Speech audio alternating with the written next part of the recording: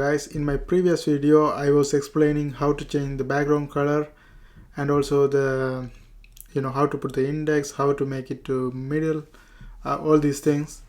But I was trying to change the color of the text, but I kind of forgot how to do that. Now I'm making another video for right now how to do it. It's a simple thing. I forgot. It's basically body. Here we change the background color, right? Background color blue.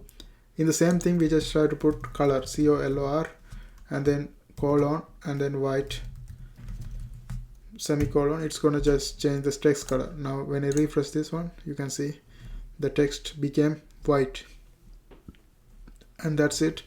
I'm gonna continue with the next tutorials with another videos. Okay, see you guys later. Thanks for watching, and don't forget to subscribe.